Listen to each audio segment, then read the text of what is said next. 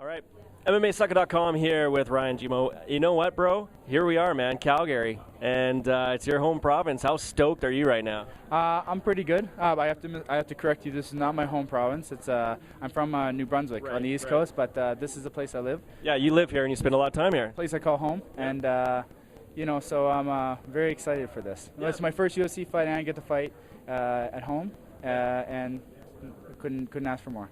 For sure. Now, is there any added pressure? But I mean, you fought in front of these sort of fans before, like because you were in the MFC. But is there that just added pressure because you got that little bit of a bigger stage? Because people always talk about sort of the octagon jitters. Do you feel like you're going to have any of that, or do you don't know until you get out there? I'm pretty low on the card, and I've been main event in smaller, like MFC, it's still a pretty big show. So I think they kind of even out.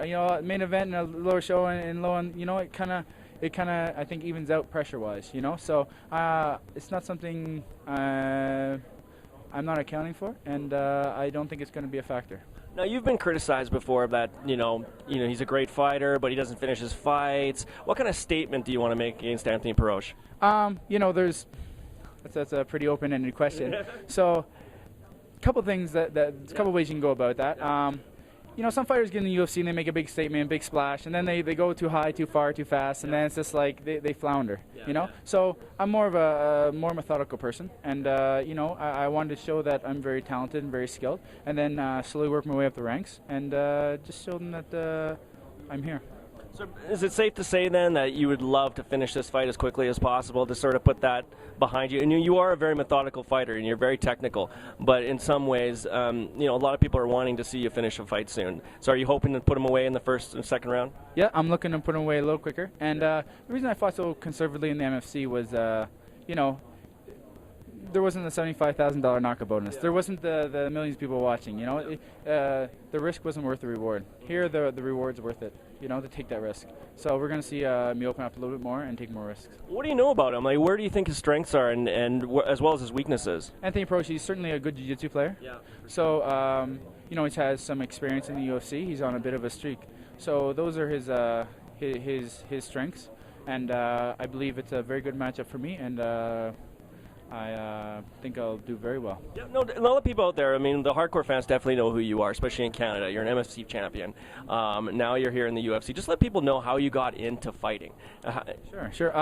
My father was my karate sensei. He competed all over the world. He went to Japan several times. He placed 5th and 8th in the world in our style of karate. So I grew up with it, ever since I was 2 years old. So he's a 5th degree black belt, and my whole family's involved. My brother's a 2nd degree black belt. My mother's involved in it. Does his workout and on the administrative side, and so it's in my family. I've been doing it for a long time. I competed all over Canada, all over the world. I went to Pan Ams a couple times, won some medals, that kind of stuff. Several medal at Pan Ams, a couple bronze medals. Went to Commonwealth Games, won nationals a few times. So it was a traditional martial art kind of venue that I came into this.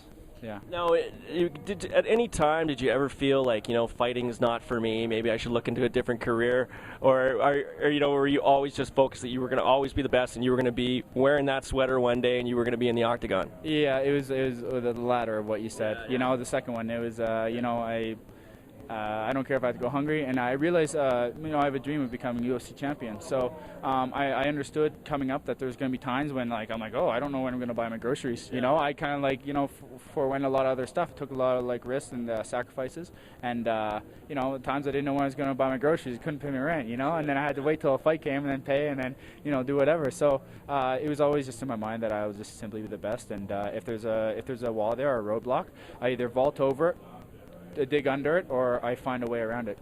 Okay, so we're going to visualize right now together, okay? Okay, there we go. How are we going to end this fight?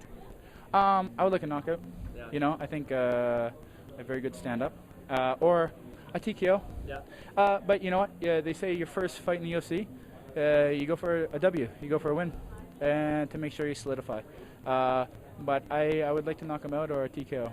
There you have it, Ryan Jimmo here on MMASucka.com.